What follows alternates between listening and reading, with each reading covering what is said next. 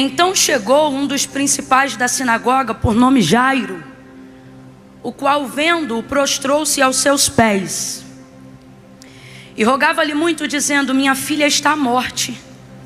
Rogo-te que venhas e que lhe imponhas as mãos, para que ela sare e viva. Pelo que Jesus foi com ele, e grande multidão o seguia, comprimindo. E certa mulher que havia 12 anos, que tinha uma hemorragia, e que já havia padecido muito à mão de vários médicos, e despendido tudo que tinha, sem contudo nada aproveitar, pelo contrário, indo a pior. Porém, ouvindo falar de Jesus, veio por detrás dele, por entre a multidão, e tocou na sua veste, porque dizia ela consigo mesmo: se tão somente eu tocar na orla das suas vestes, sararei.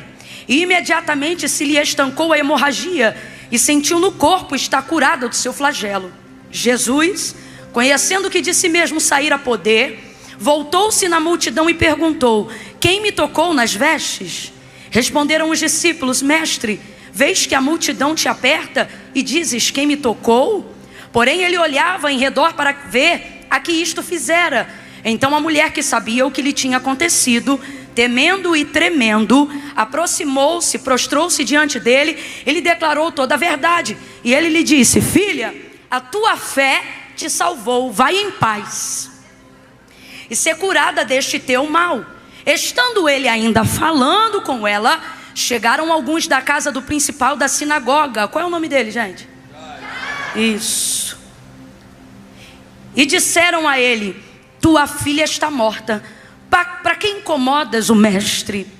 Porém, Jesus, tendo ouvido estas palavras, disse ao principal da sinagoga: não temas, crê somente. Diga amém por essa palavra. Amém. Veja, de acordo com o relato de Lucas, o testemunho de Jesus, que percorria e que se alastrava não só em Jerusalém, mas em todas as cidades circunvizinhas a ela, era este: que a todos quanto ele tocava, estes eram curados. Então as pessoas começaram a desenvolver uma fé de que, para que elas fossem curadas por Jesus, elas também precisavam ser tocadas por Jesus. E era assim que essas pessoas começavam a desenvolver a sua fé. Por isso que nessa ocasião aqui, Jairo tem uma filha que está enferma. Completa para mim: a menina está? Isso. É uma enfermidade que aponta para uma morte, a coisa é grave. Tanto é que ele diz: rogo-te que venhas em minha casa, que imponhas as mãos sobre a minha filha, para que ela sare. Ou seja, ela ainda está enferma. Mas ele diz: para que sare e viva, porque ele reconhece que aquela enfermidade, se continuasse, levaria a menina à morte. Jairo vai abrir mão de absolutamente tudo que ele tinha, para poder possuir aquilo que só Jesus podia lhe dar. Jairo, na verdade, é a prova de que é possível renunciar por Cristo. Porque na verdade a renúncia por Cristo tem muito mais a ver com o que a gente vai ganhar do que com o que a gente tem que perder.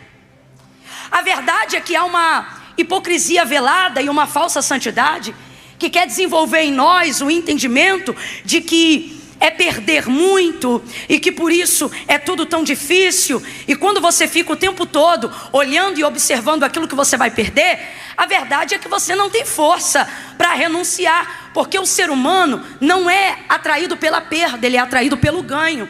E isso não torna ele um oportunista, isso torna ele um ser de consciência chamado inteligente. Você não trabalha para perder, você trabalha para ganhar. Quando você acorda cedo, quando você vai fazer seus afazeres, as responsabilidades que você não assume pensando na perda, você assume pensando no ganho. Isso não faz de você uma pessoa imoral. Isso torna você uma pessoa consciente das suas responsabilidades e alguém que sabe o que precisa fazer, o que precisa perder e o que precisa se comprometer para saber aquilo que vai ganhar. Então preste muita atenção no que eu vou lhe dizer, sem falsa hipocrisia ou sem hipocrisia nenhuma.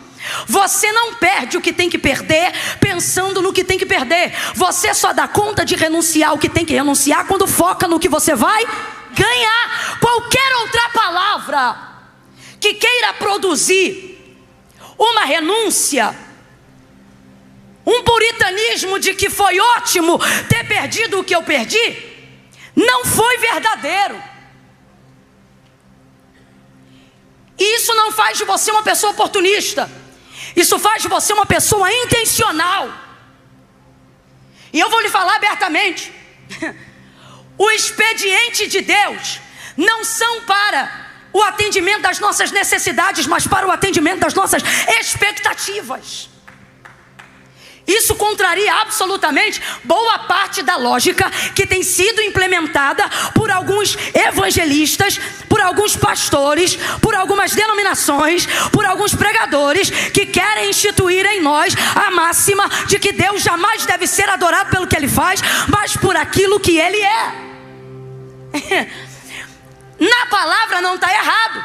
De fato adoramos por aquilo que Ele é e não por aquilo que Ele. Mas a única maneira de saber quem Ele é observando as suas obras.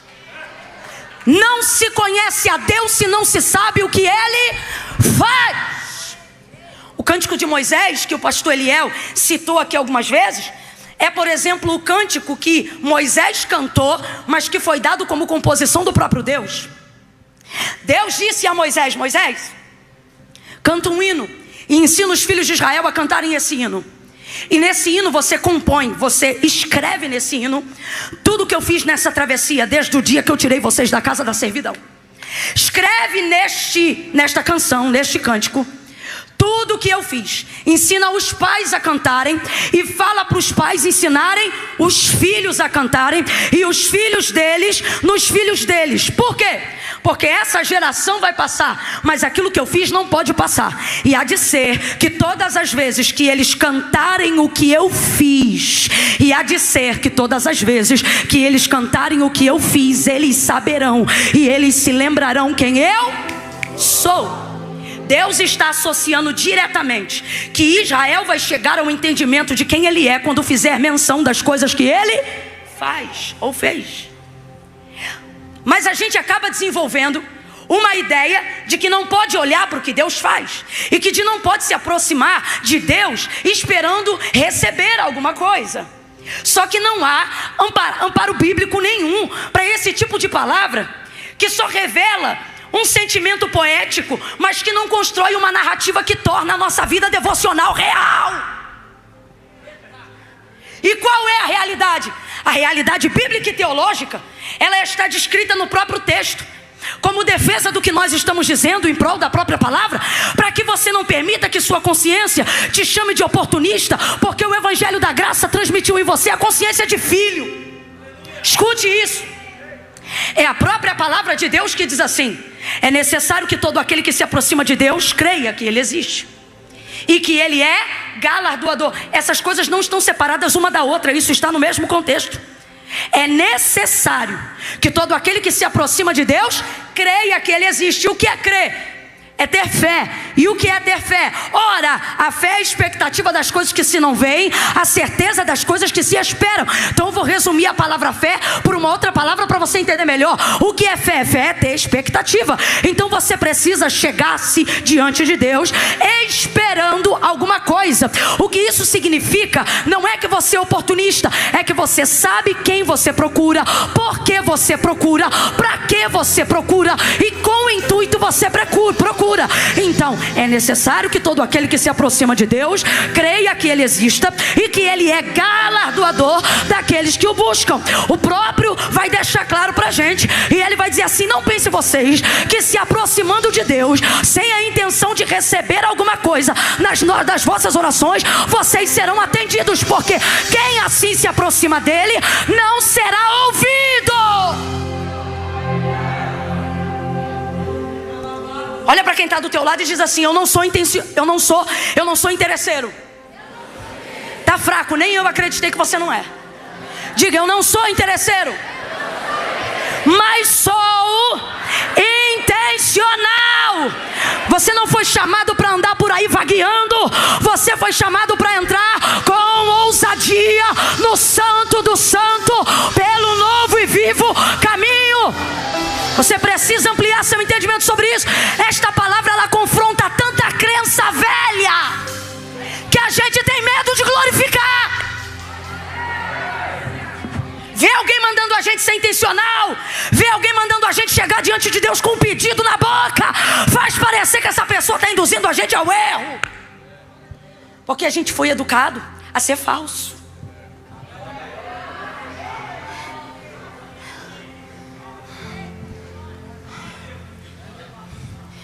Achamos que orações legítimas são as orações regadas de necessidade. Outro equívoco. O que Deus vai dizer na primeira pessoa pela boca do profeta Isaías? Porque desde a antiguidade com o ouvido não se percebeu. Ou seja, nem de longe não há ninguém que seja semelhante. Nada do que se tem ouvido de qualquer outra coisa ou pessoa nem se compara. Não há ruído, não há absolutamente nada para que se possa comparar. Então ele vai dizer, porque desde a antiguidade com o ouvido não se ouviu e nem com o olho se viu um Deus que trabalha.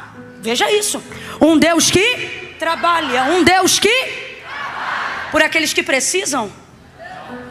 Um Deus que trabalha por aqueles que nele. Só duas verdades para o texto e eu te explico o que Jairo está fazendo. Primeira, por que não diz desde sempre, se o texto aponta para Deus, e Deus não é desde antigamente, mas é desde antes da eternidade, haja vista que a eternidade é filha dele. Mas por que o texto não diz que ele trabalha desde eternamente, mas trabalha desde antigamente? Coisa linda. E ela está certa. Olha o que nós vamos ver no livro do Gênesis. Havendo Deus feito todas as coisas, capítulo 1, versículo 31, no sétimo dia ele descansou. Viu Deus que tudo quanto tinha feito era muito bom. Havendo ele feito todas as coisas no sétimo dia, ele descansou. Foi esse dia que ele descansou como princípio. Porque o único Deus que opera e que trabalha e que manda a gente trabalhar pelos mesmos princípios que ele trabalha, ele também se move por eles. Não, você nunca vai conhecer nenhum outro Deus, nenhuma outra religião mais coerente do que Jeová. Descansou. Só que depois de haver feito o homem, você está entendendo? Fez lua e descansou, fez sol e descansou, fez estrela e descansou, firmamento e descansou, separou mares, rios, oceanos, água doce de água salgada e descansou, firmamento e descansou, atmosfera, estratosfera e descansou, galáxias, universo, tudo que existe e tudo que há. E depois de haver feito todas as coisas, ele descansou. Mas depois de haver feito o homem,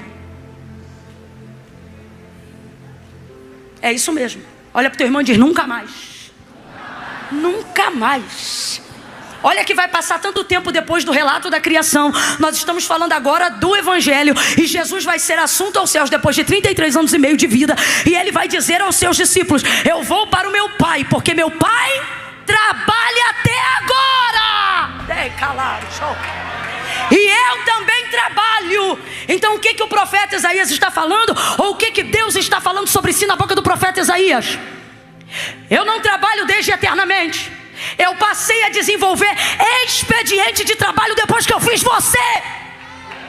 O salmista vai dizer no Salmo de número 8: pouco menor do que os anjos o fizeste, e de glória o vestiste e o coroaste. Isso aponta para o Messias, mas também aponta para a humanidade. O que Deus está dizendo é que o homem é o pináculo da sua criação. Camila, eu não entendi. Deus está dizendo: o mundo sobrevive debaixo de palavra, mas para você eu dou meu expediente de trabalho. Para você eu crio plano, para você eu faço promessa, para você eu entrego novidade. Com você eu fico de manhã, de tarde, de noite. Você dorme, mas eu não durmo. Você descansa, mas eu não descanso. O expediente da minha vida é cuidar de você. Deus não é como aquele pai que botou o nome na tua certidão e foi-se embora, ou que te dá o valorzinho fechado da pensão, que às vezes não passa nem de um salário mínimo, e acha que a mãe tem que dar conta de comprar fralda, leite e tudo com aquele salário. Não. Expediente. Abra comigo a sua boca e diga: expediente. Puxa o X igual o carioca e diz: expediente. Expediente. Desde a antiguidade com o ouvido não se ouviu. Por quê? Porque não foi desde sempre, foi desde que você nasceu.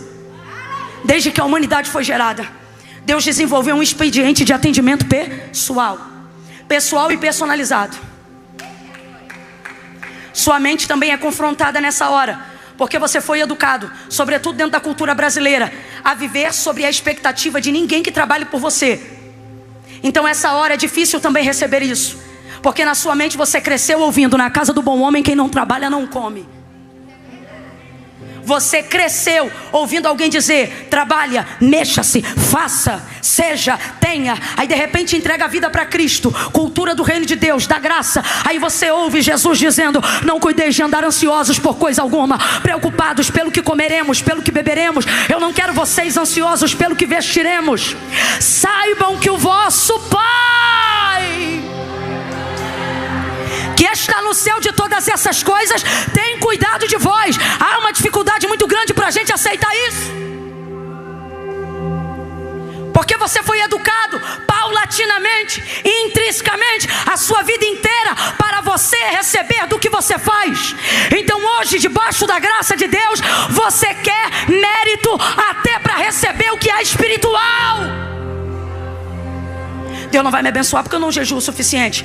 Não pode me abençoar porque eu não oro o suficiente. Eu não posso ser tão abençoada por Deus porque eu não sou tão santa quanto eu deveria ser. Eu não estou em tanta verdade, em tanta devoção quanto eu deveria estar. Então de repente uma porta se abre e eu desconfio de entrar, porque como eu não tenho tido muita intimidade com Deus, eu não sei se eu devo passar por ela, se Deus está comigo nela. E aí você vai vivendo Cristo cercado de medo, porque você cresceu para mérito. Aí o Senhor vai dizer: desde a antiguidade com o ouvido não se percebeu, com o olho não se viu, um Deus que trabalha por aqueles que nele esperam. Por aqueles que nele esperam. Então preste atenção. A graça de Deus é para todos, sua salvação também, mas seu expediente. Ei. Não, quem está me ouvindo aí, reaja. Seu expediente é para quem espera nele. Seu expediente é para quem sabe o que deseja. Seu expediente é para quem tem orações. Seu expediente é para quem pede e espera Deus fazer o que a mão do homem não pode fazer. Seu expediente é para aquilo que o salário da tua carteira não paga. Seu expediente é para aquilo que o Rivotril não pode mais fazer por você. O expediente dele não passa pela terapia. O expediente dele não passa pelo teu dinheiro. Camila, eu não estou entendendo. Nenhuma dessas coisas é pecado, todas elas são uma bênção. Só que Deus está dizendo: terapia você faz por você, para você. Remédio você toma por você, para você. Trabalho você trabalha por você e para você. Expediente sou eu entrando onde você não entra. Expediente sou eu fazendo o que você não faz. Expediente sou eu comprando o que o teu salário não paga. Expediente sou eu salvando quem você não salva. Expediente meu é para quem espera em mim. Diga comigo: expectativa. Tá fraco? Diga expectativa. Vou diminuir a palavra, diga desejo. Abra a boca, diga desejo. É isso que ele está dizendo. Meu expediente é para quem deseja. É para quem me pediu e quer ver a minha mão. É para quem não mete a mão aonde já me deu a minha mão para meter. Você está tão cansado, tanta alopécia, gastrite nervosa, e você diz: é demônio. E o Senhor está dizendo: é demônio não, é você. Tem muito tempo que você não me dá expediente, porque o expediente é só seu.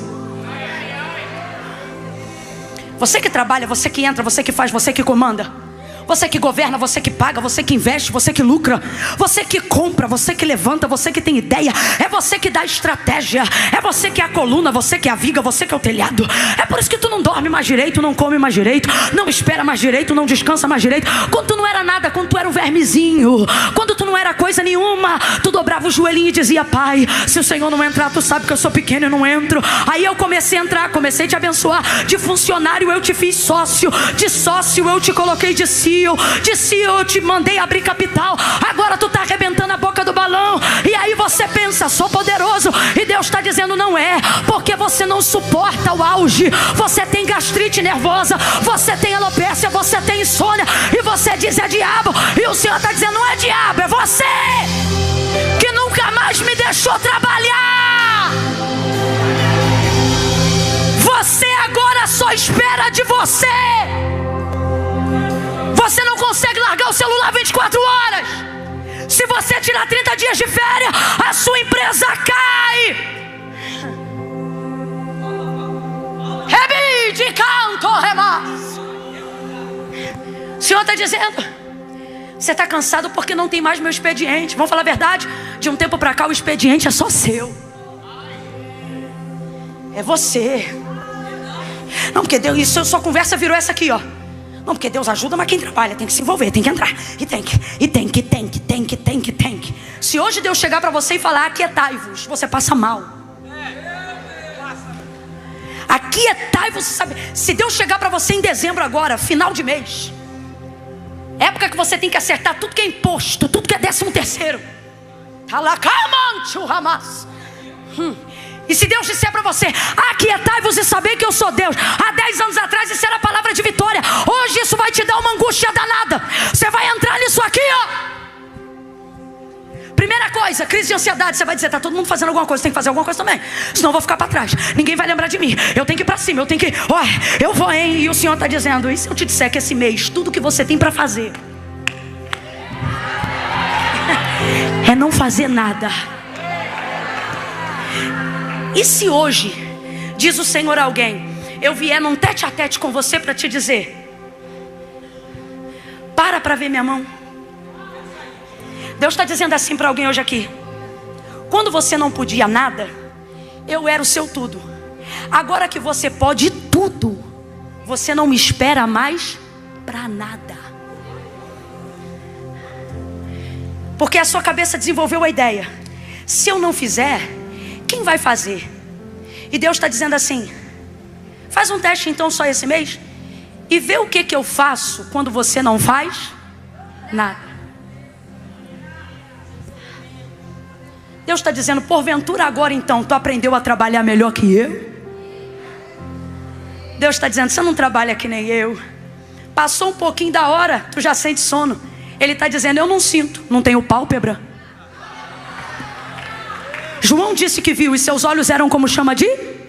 A alusão do grego se relaciona a alguém cuja transfiguração não tem pálpebras. Por isso o salmista na revelação vai dizer: eis que não tosquenejará, não dormitará o guarda de Israel. O Senhor é quem te guarda. O sol não te molestará de dia, nem a lua de noite. Oh meu Deus, oh meu Deus. Deus está dizendo: antigamente tu orava de madrugada e eu dava meu expediente cortando laço.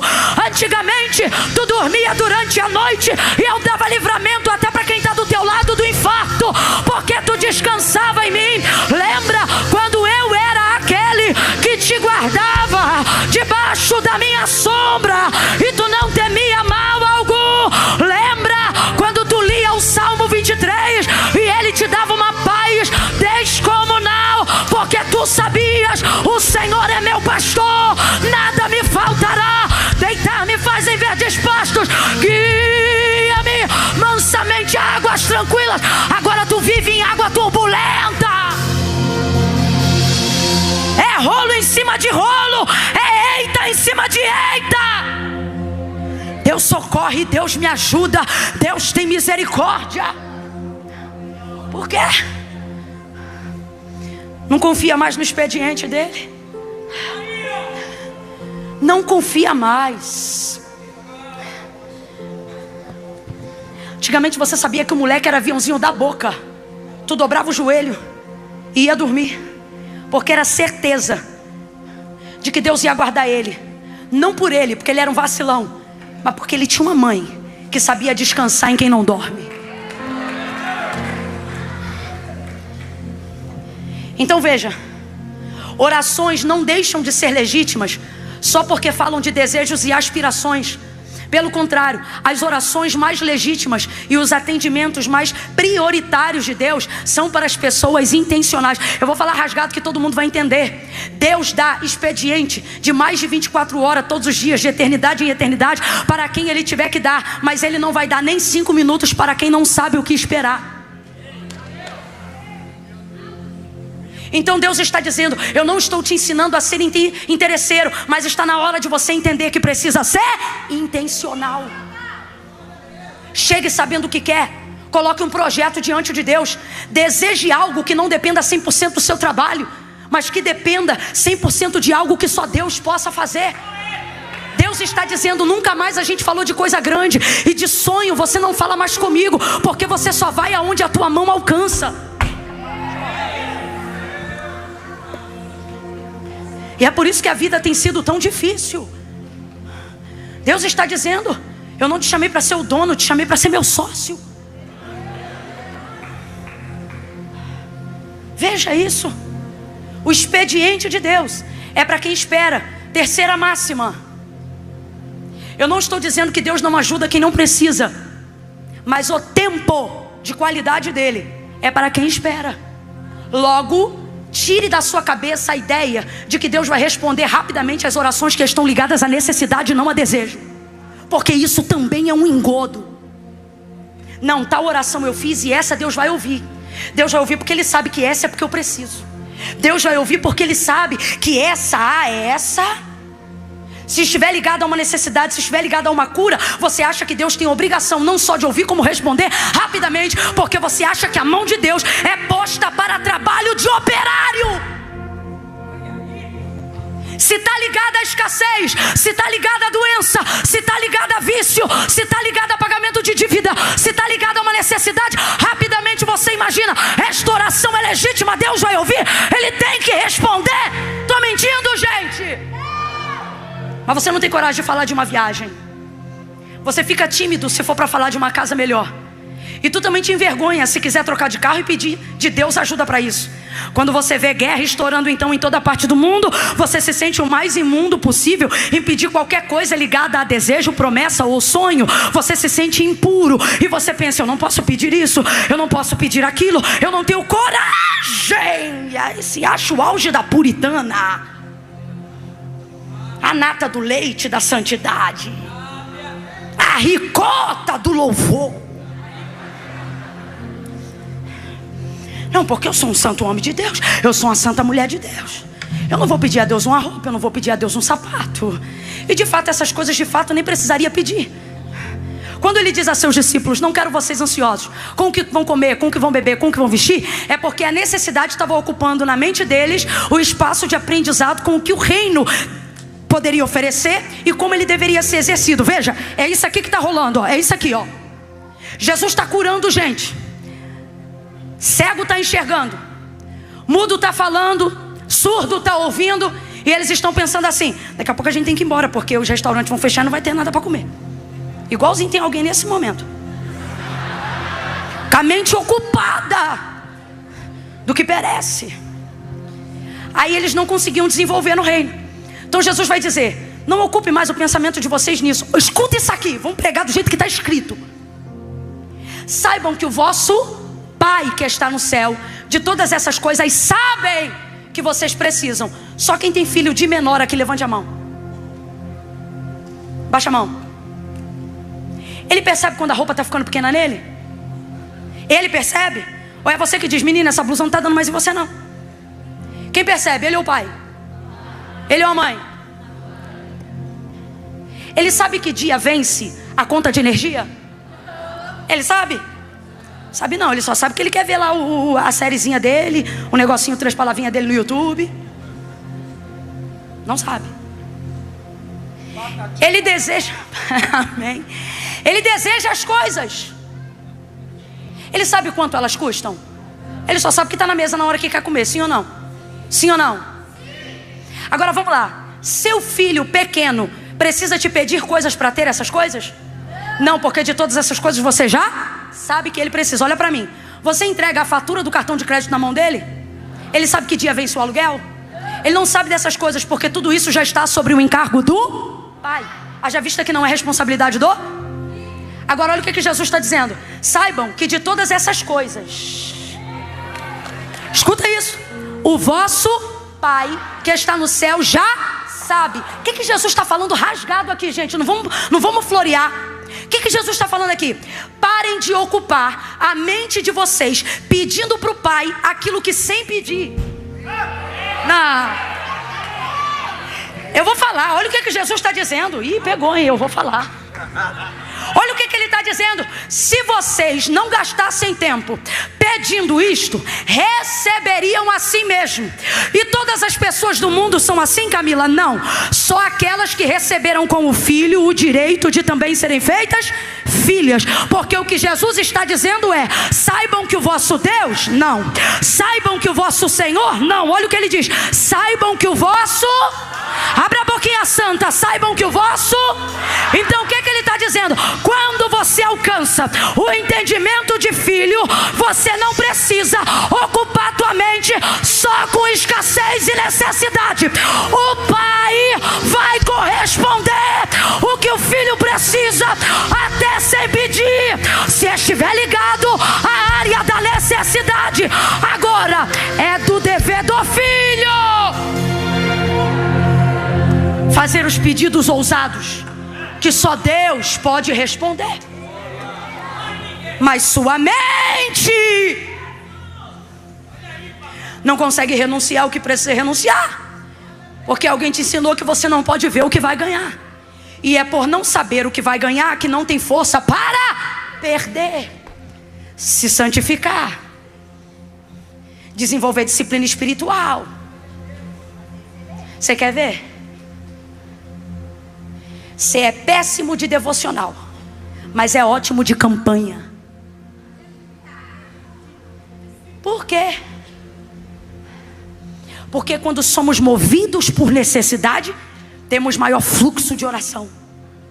Porque fomos treinados a sermos movidos por necessidade. E quando nos tornamos espirituais, utilizamos o treinamento que nos ensinaram lá fora para uma cultura que não combina aqui dentro. Porque não conseguimos abrir a massa cinzenta, o lóbulo frontal, para deixar a palavra de Deus entrar do jeito que ela é escrita e não do jeito que os outros pregam. E entender que o que ele está dizendo é: filho, das suas necessidades eu cuido, mas dos seus desejos cuida você. Me mostra, me fala, conversa comigo. O que você quer? Aonde está o meu expediente? O expediente do nosso relacionamento. Jairo entendeu o que ia perder. Todos os arrobas ele ia perder. Todos os patrocinados ele ia perder. Tudo que vinha da sinagoga ele ia perder. O CNPJ dele ia quebrar. Convite de final de ano, aquele ano não ia ter. Jairo acabou-se. Jairo acabou-se. No dia que decidiu buscar Jesus para salvar a filha dele, Jairo acabou-se. Acabou-se. Só que ele viu o que ele ia ganhar: a vida da filha. E a vida vale mais do que qualquer outra coisa. E por que ele conseguiu perder e pôr a perder tudo o que ele tinha que perder? Porque ele focou no que ele ia ganhar. Jesus não veio te trazer hoje uma palavra bonita, mas um método eficaz. E o que ele está dizendo é: tu vais dar conta de renunciar tudo que o evangelho te pede para renunciar, quando parar de ser falso puritano e ser um verdadeiro intencional, dizendo: vou renunciar aqui porque eu sei o que eu vou ganhar ali. Eu sei o que Deus tem para mim ali. Eu sei o que Deus tem para mim. Deus tem comunhão para mim. Deus tem vida eterna para mim. Deus tem cura para mim. Deus tem amigos sinceros para mim.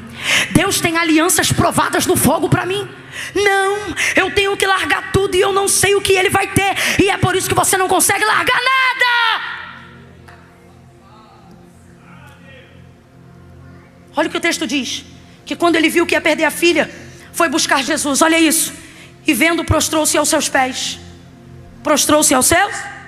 Prostrou-se aos seus? Agora vem comigo, olha a oração: rogo-te que entres em minha casa e que imponhas as mãos sobre a minha filha. Então vamos ser honestos. Ele foi lá e se prostrou aos pés, mas foi pedir o quê? As mãos. Isso é ser intencional, sim ou não?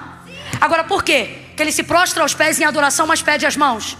Porque ele sabia que qual era o testemunho de Cristo? A todos quanto ele, esses serão curados. Então olha, Jairo, sei o que eu estou perdendo, sei como eu devo buscar, mas também sei o que eu vim pedir. Estou adorando aos pés, mas o que eu quero são as mãos. Agora eu te pergunto, Jesus repreendeu ele?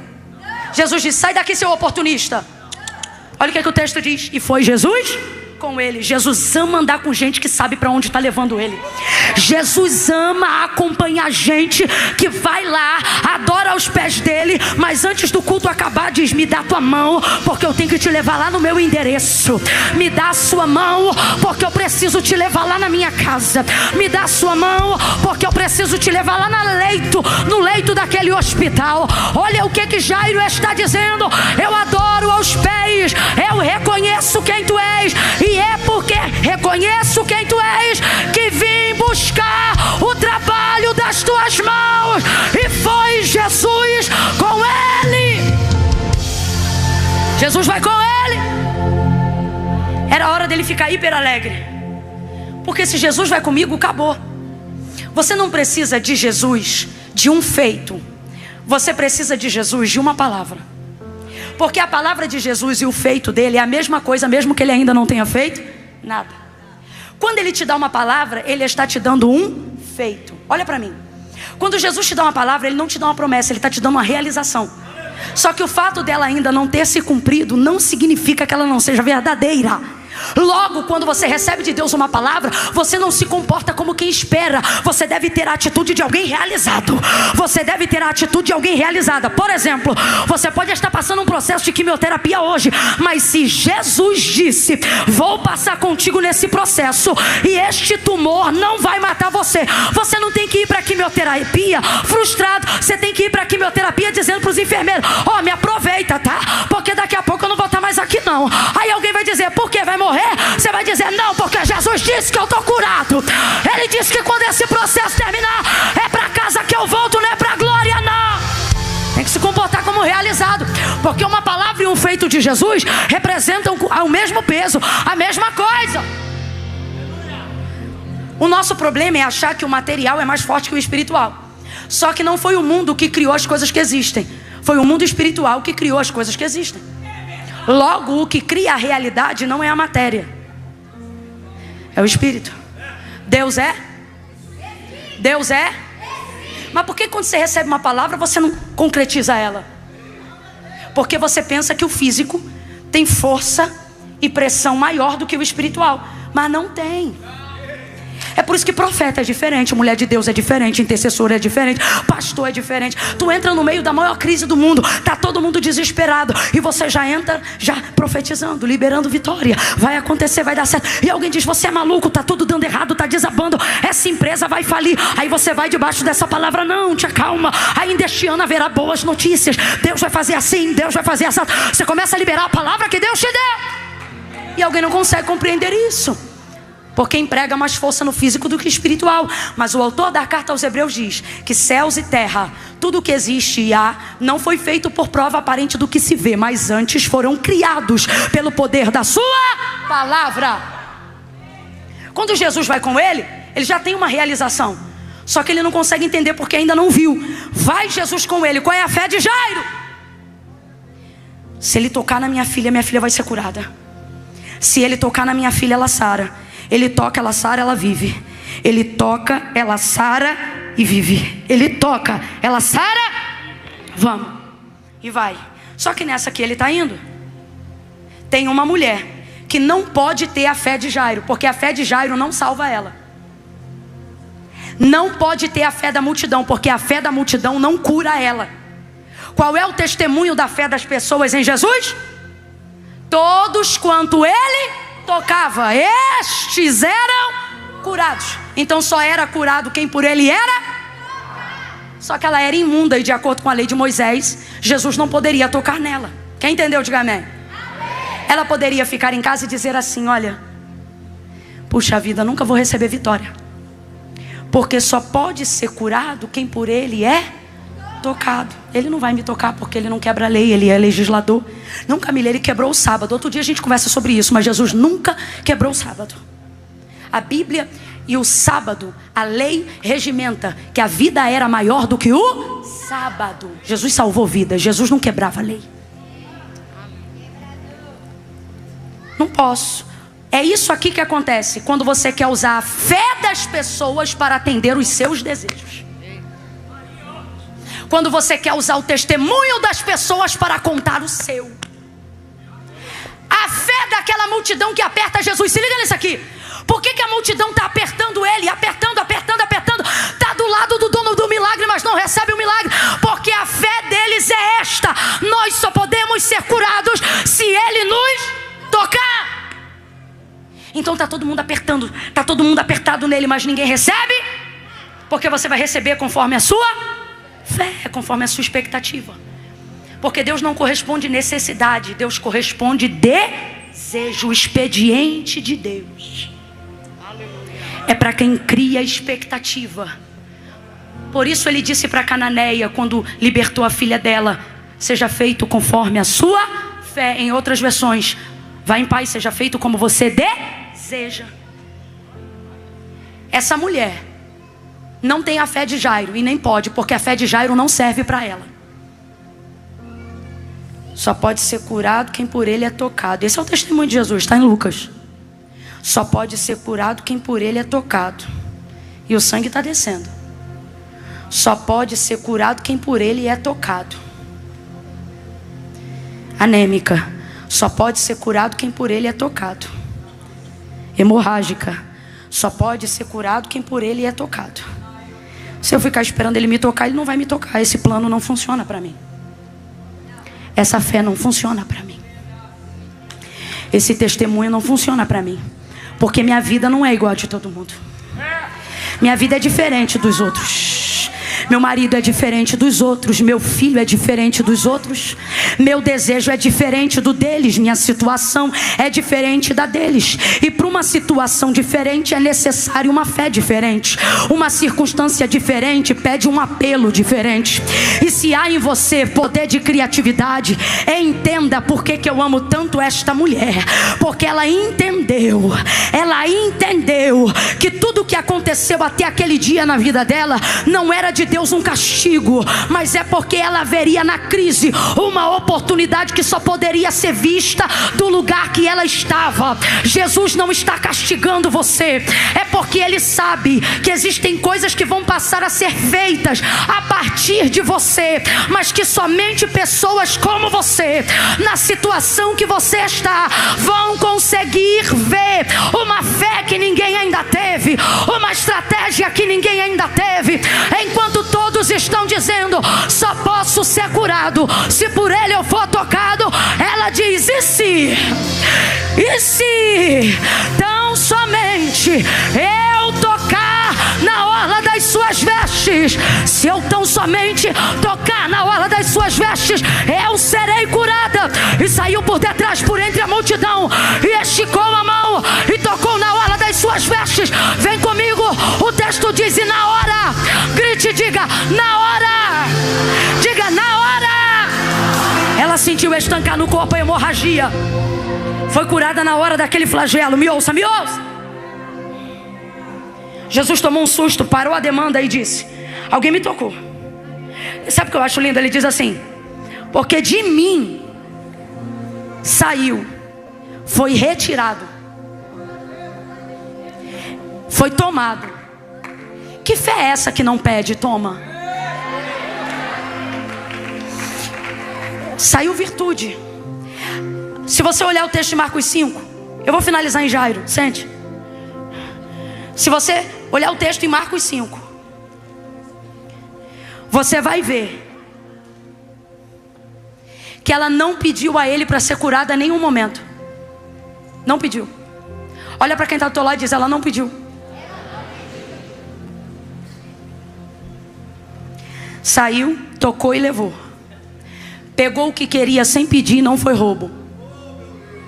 De novo, presta atenção.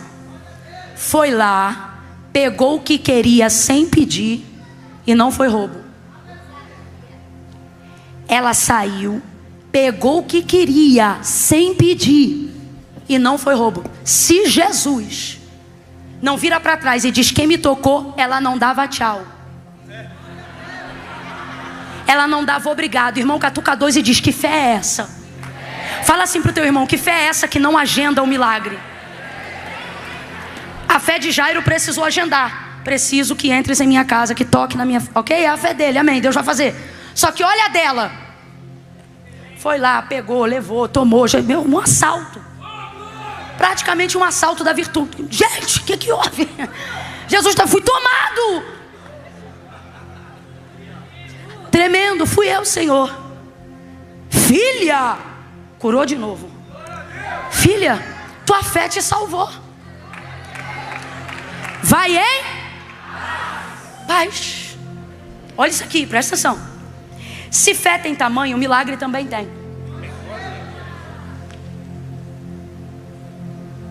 Jairo, presta atenção nisso aqui. Eu prometo que eu vou encerrar aqui.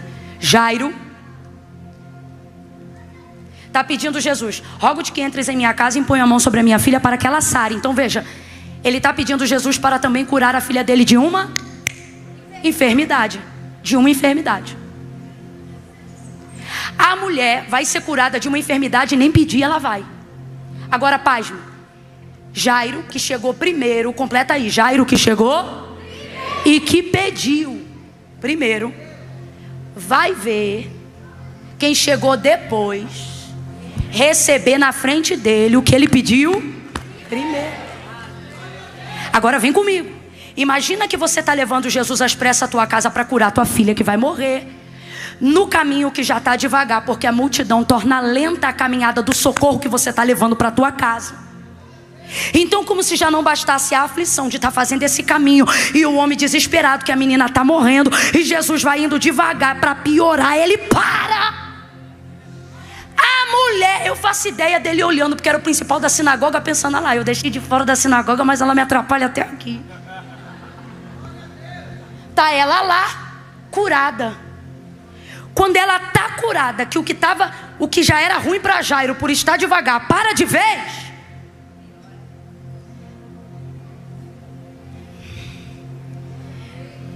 Vem o povo que está na casa de Jairo e diz: não importune mais o mestre. Não adianta mais nada, a menina já morreu. É muita informação junto. É eu ver quem chegou depois receber primeiro o que eu pedi antes. E por causa dessa parada ter a antecipação. Vamos falar a verdade? Se você tivesse levando Jesus para a tua casa e fosse interrompido por uma situação dessa, você seria tentado, sim ou não, a pensar assim: se não tivesse parado, tinha dado tempo. Sim ou não? Fala a verdade. Seria tentado, seria. Jesus parou. Aí vem a notícia. Por quê? Porque o sistema e as notícias do mundo não vão cooperar com o que você deseja. Quando a mulher para Jesus, as notícias vêm da casa de Jairo: não importune mais o mestre, a menina já morreu. Jairo fica quietinho. Só que Jesus ouve o que falaram para ele. Presta atenção nisso aqui. Aí Jesus vai responder Jairo. Jesus não vai responder quem trouxe as notícias. Jesus não vai dar expediente para quem traz notícia. O expediente de Jesus é para quem tem expectativa. O expediente de Jesus é para quem está buscando. Vou falar rasgado. Para de gastar tempo na tua oração dizendo: Jesus, fala com eles. Jesus, visita o fulano. Fala para ele o que tu falou para mim. Jesus está dizendo: eu não vou falar com quem te trouxe as notícias, eu vou falar com você. Por quê? Porque eu não estou indo lá por causa deles, estou indo por causa do seu pedido, estou indo por causa do seu desejo. Jesus vai olhar para Jairo e vai dizer: Jairo, não temas, crê somente. O que ele está dizendo? Fica em mim, fica aqui comigo, sustenta a tua fé, sustenta a tua expectativa. Olha aqui para mim. Sustenta a tua expectativa. Agora eu vou te perguntar, seja inteligente. A fé de Jairo era para curar um enfermo ou para ressuscitar um morto? Vamos lá? A fé de Jairo era para uma enfermidade ou era para uma morte? A fé dele era para Jesus curar um enfermo. Só que no meio do caminho, o que aconteceu? A menina... Ele tem fé para a menina ressuscitar? Vamos falar a verdade, gente. Ah não, Camila, para mim é tudo a mesma coisa. Então vou te fazer uma pergunta. A fé que cura um enfermo é a mesma fé que ressuscita um morto, gente? Que bom. Teve gente ali no meio que sacudiu a cabeça e falou: não concordo não. Ótimo, então vamos fazer um teste. Quantas pessoas já impuseram a mão em alguém aqui e a pessoa foi curada na hora que tocou? Fala a verdade. Camila, orei, a febre deixou. Bora, meu filho, não tenha medo de fazer milagre não. Camila, orei para uma pessoa no hospital, a pessoa estava no UTI e saiu. Quem já viveu isso? Amém. Agora, quantos velórios você entrou e falou para o viúvo: não chores? Quantos sepultamentos você foi esse ano? E me diga, em ordem alfabética, quantos mortos você levantou? Parece que eu estou te vendo chegando no velório. Eu creio, Eliel, você chegando e dizendo: escute.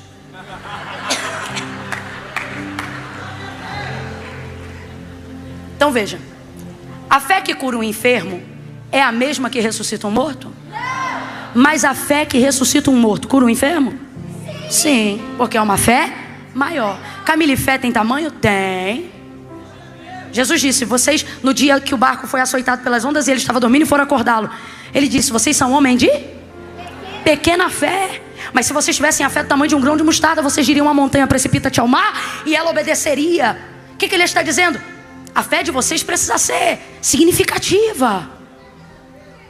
Se fé tem tamanho, o milagre também. Com inteligência, sem emocional. A fé dele funcionaria naquela hora se Jesus só agisse pela fé dele? A fé dele estava pronta para ressuscitar a filha dele?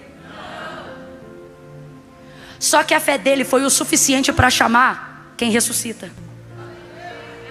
Então por que Jesus não foi correndo e ressuscitou logo? Duas verdades. Primeira, e isso se aplica a mim e a você: Jesus não fez o que você pediu para ele fazer ainda, por mais que ele já tenha te dado a palavra de que ele fará. Não é porque ele não quer fazer, mas é porque sua fé ainda não está pronta. Segundo, sabe como ele vai usar para aprontar a tua fé? Pasme, fazendo você ver outras pessoas receberem na sua frente o que você pediu primeiro. Não precisa aplaudir não, eu também não aplaudiria. Dá um desânimo nessa hora. Você disse: você está pregando aí até agora para dizer que Jesus vai fazer as pessoas que vieram depois receberem primeiro o que eu pedi para ele antes? Sim. Porque Jesus tem aqui duas opções para Jairo. Primeira, ou você pode murmurar e falar: desgraçada, se não tivesse travado ele, minha filha estava viva. Ou ele pode entender que pela primeira vez ele está vendo alguém receber um milagre de um jeito totalmente diferente do que ele sabia que Jesus era capaz de fazer. Qual era a fé de Jairo? Só pode receber milagre quem por ele é tocado. Agora vem uma mulher que toca na orla das vestes e é curada na hora. O que ele está vendo? Ele é bem mais poderoso do que eu pensava. Ele é bem maior do que eu imaginava. Ele tem bem mais poder e age de maneiras diferentes. Então a sua fé poderia ser edificada. Camila, eu ainda não entendi. Vai entender agora. O milagre do teu irmão acrescenta a tua fé. Jesus está te preparando para fazer na tua casa uma coisa maior do que a que você pediu. Sacode 2 ou 3 aí agora e diga: Jesus pode fazer na tua vida primeiro. Eu não vou ligar não. Abençoa alguém aí e diz: eu quero que ele te abençoe primeiro. Eu quero que ele te abençoe aí primeiro. De pé como estamos. Jairo, não temas, crê somente. O que ele está dizendo? Fica comigo, olha para mim. A fé que você tinha quando pediu para Jesus fazer lá atrás o que você queria que ele fizesse, a empresa que você queria, a salvação que você pediu, ela foi muito boa para buscar Jesus. Mas desde o dia que você conheceu Jesus, Jesus sabia que essa fé não era o suficiente para o que você estava pedindo. Por quê? Porque no caminho dele até lá, ele sabia que iriam acontecer coisas que iriam provar a sua fé. Quando você pede uma coisa para Jesus, você só se vê no caminho de ida pedindo, não se vê no caminho de volta recebendo. E é no caminho de volta que os paranauês acontecem. Como diz o carioca, é na volta que as paradas acontecem.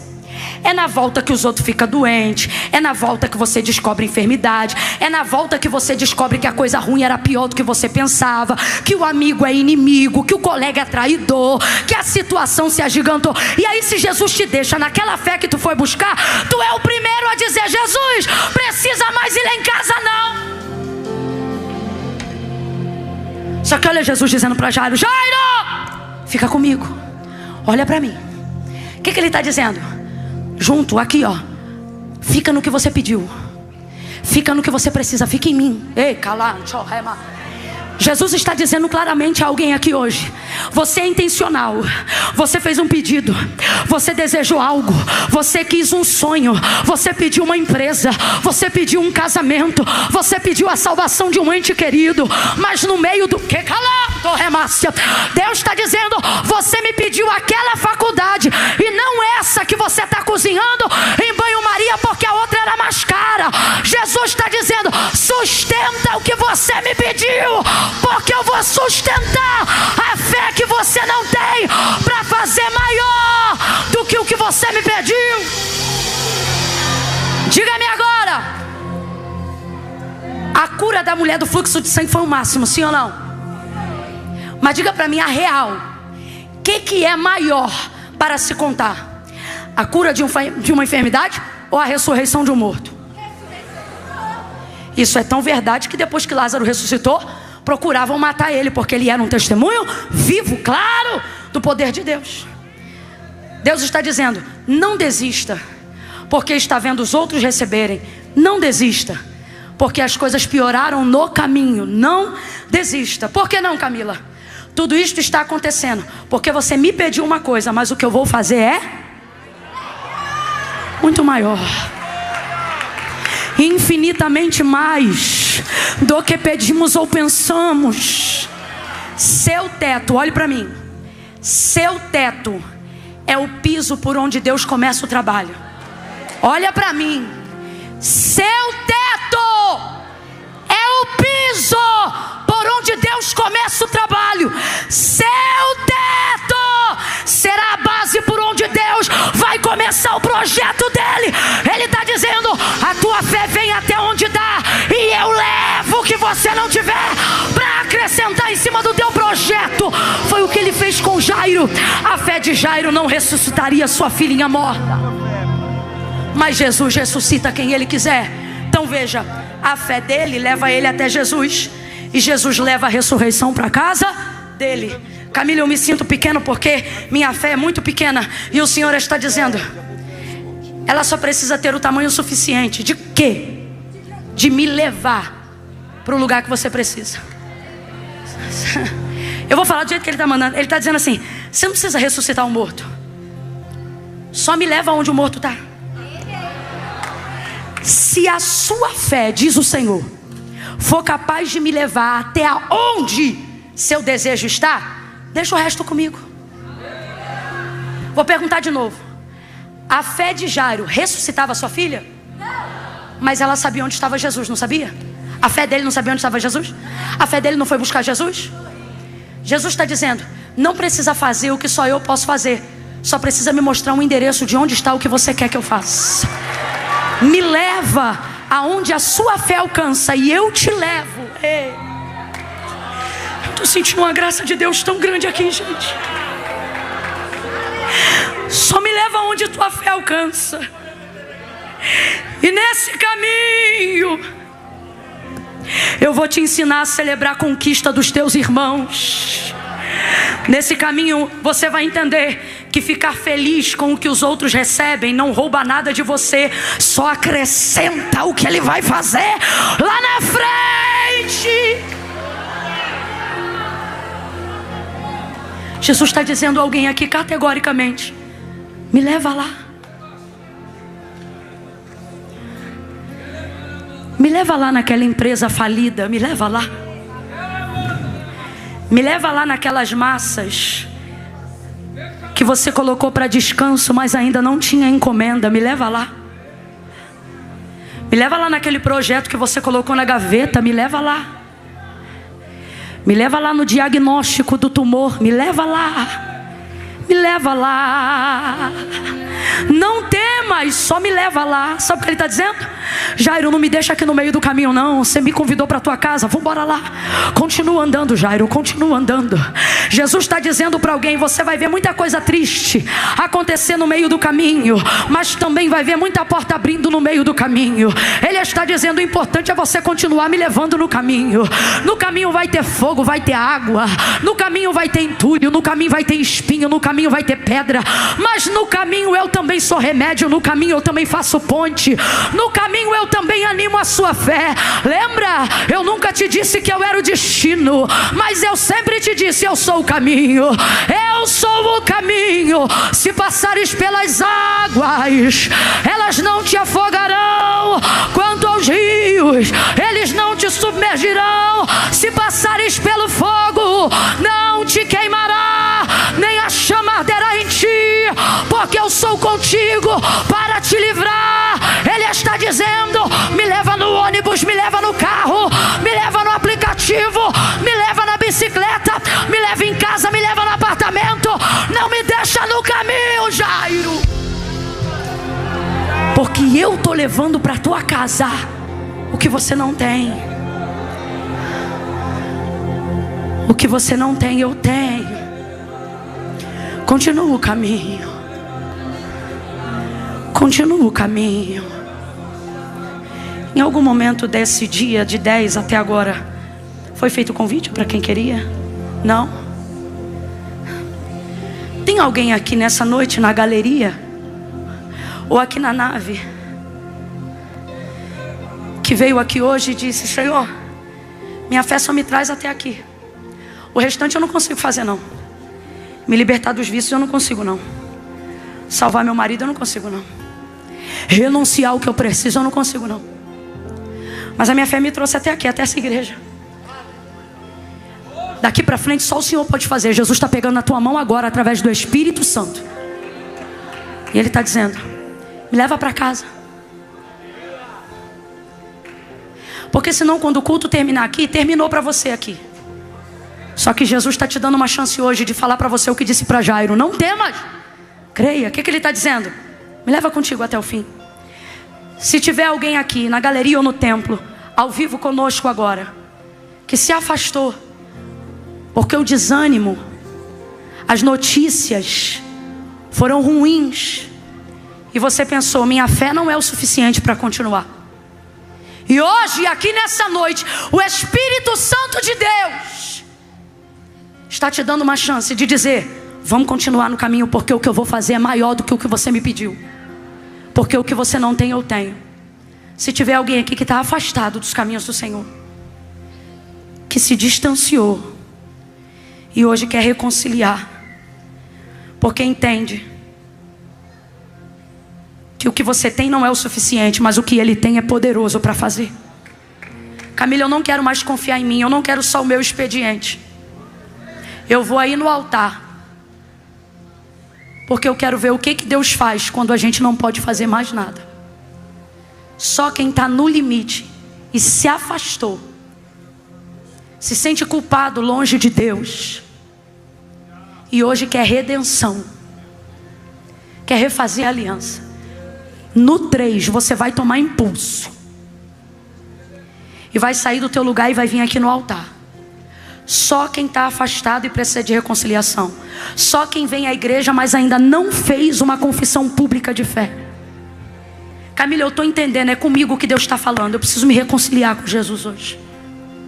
Eu venho aqui à igreja, mas eu nunca fui no altar.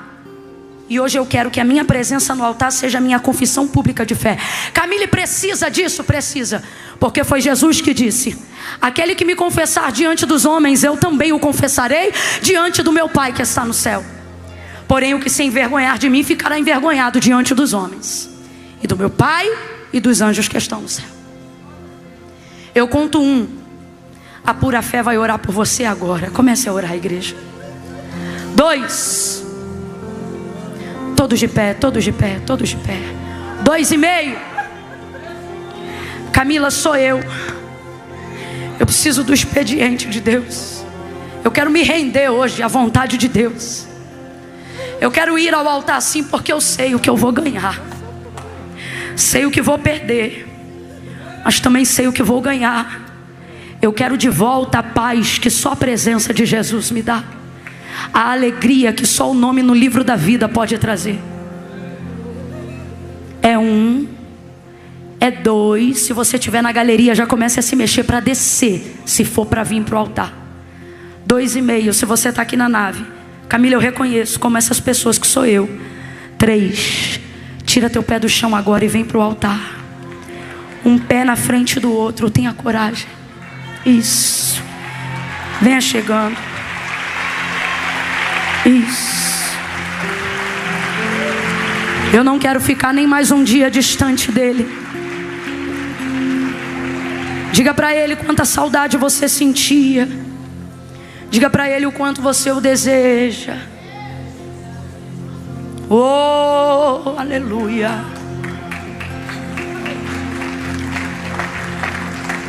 Oh, aleluia. Dias que a angústia bate forte aí dentro do seu peito.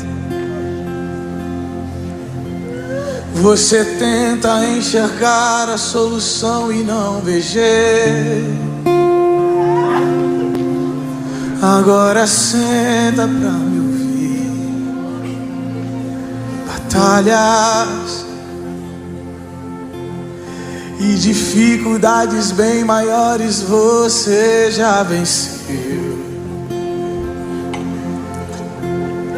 Foram provas tão difíceis que hoje chegou até dizer: não entendo como foi que eu venci.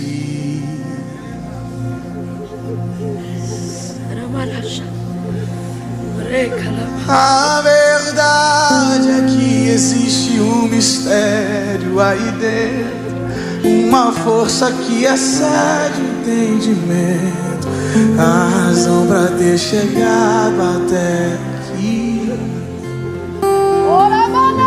Tem alguém que esteve do seu lado em toda a trajetória, alguém que conhece até o fim da história e me trouxe até aqui pra ti. Enquanto eles fazem uma aliança aqui, refaça a sua aliança com Deus aí também. Lembra? Lembra quando estava por um fio pra desistir, e quando faltou isso aqui pra você cair, mesmo assim você tentou mais uma vez. Era a minha mão trabalhando. Era a mão de Deus, era a mão de Deus segurando a sua mão pra não cair. Você não veio até aqui pra desistir, então não tem por que chorar, volte a sorrir. Era a mão de Deus e vai ser sempre assim. Estenda a sua mão em direção ao altar de Deus. Estenda a sua mão em direção ao altar de Deus. Nós vamos orar agora. Quando eu terminar de orar, vou pedir todos os músicos para entrarem junto no mesmo louvor e no refrão. Porque é interessante, isso nunca me aconteceu. Mas enquanto nós vamos orar por eles aqui, o Senhor está dizendo: com eles eu estou refazendo aliança, fazendo uma nova aliança. Mas com os que estão no banco, eu estou resgatando a intimidade que a gente tinha. Gente que vai voltar a deixar Deus trabalhar. Tem gente aí no banco agora que ouviu toda a palavra, mas nunca foi tão confrontado como a parte do expediente. Deus está dizendo: o lugar das ameaças ganhou espaço em você, porque quando você vê que não consegue cobrir todas as áreas da sua vida, você esquece que eu estou cobrindo. Então agora você se sente ameaçado pelas brechas. Só que o Senhor está dizendo: lembra quando eu era muro de fogo ao teu redor? Lembra quando a nossa aliança cobria toda a sua casa? Porque você sabia que eu estava trabalhando. Então Deus está dizendo: com esses aqui do altar, eu estou refazendo aliança. Mas com os que estão no banco, diga para eles que é a hora da gente restaurar a nossa intimidade. É hora deles voltarem a esperar o meu expediente. Estenda a mão aqui, ore por eles primeiro, ore por eles primeiro. Comece a abençoar essas vidas. Pai, em nome de Jesus, nós te louvamos por cada uma dessas vidas decididas e rendidas no teu altar. Completa a boa obra que tu começaste hoje aqui, em nome de Jesus. Liberta, Senhor, perdoa os pecados, restaura as forças, levanta cada um aqui, Senhor. Eles não vão ficar caídos. Restaura, Escreve o nome deles no livro da vida. Nós ministramos sobre eles agora alegria, alegria, alegria, alegria, alegria, alegria, alegria, alegria da salvação, Pai, em nome de Jesus. Novidade de vida, Senhor, nós os abençoamos no teu nome. Recebe essas vidas na tua presença, em nome de Jesus. Pai, agora cada um de nós, aonde houver uma mão erguida, aonde houver uma mão erguida, aonde houver uma mão erguida, aonde houver um coração desejoso, esta pessoa quer voltar a esperar em ti, a ter intimidade, a se aquietar e saber que tu é Deus. Toma frente desse mês, toma frente